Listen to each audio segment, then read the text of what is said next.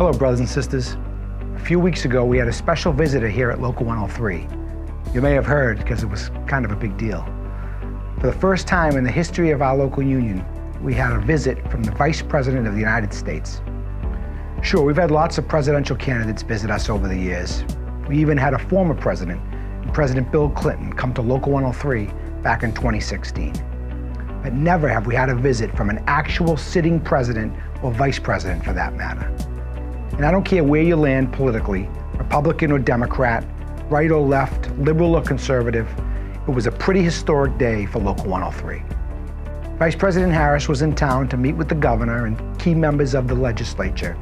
She was also in town to meet with us here at IBEW Local 103. She could have met anywhere in Boston, but she deliberately chose to hold her meeting right here at the IBEW. A symbolic gesture perhaps, but it just emphasizes and highlights the Biden-Harris administration's strong commitment to working people into labor unions, especially the IBEW. It was unbelievable.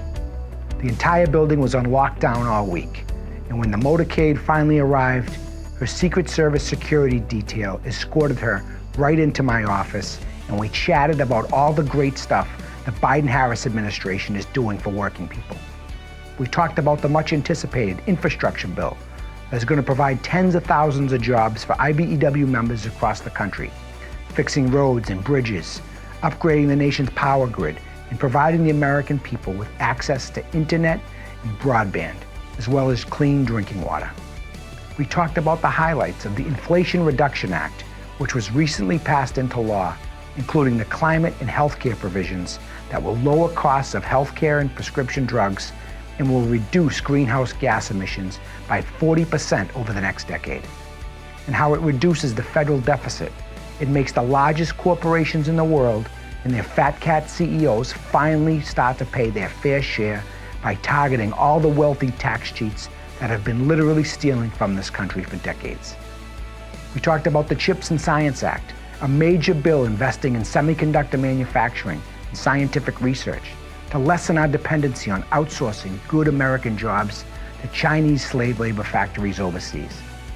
And we talked about the Butch Emergency Pension Plan Relief Act and how it saves millions of American workers from losing their hard-earned pensions over the next several years. And of course, we talked about the recently passed legislation to help veterans and American heroes suffering from ailments and cancers related to exposure to toxic burn pits overseas. Again, all the great stuff that helps make life a little bit better for average, hardworking Americans like you and me. We took some pictures here in my office and we were joined by Congresswoman Ayanna Pressley. We chatted a little bit more about my Wall of Fame and how Vice President Harris hoped to be on it someday, and I assured her that we could probably make that happen.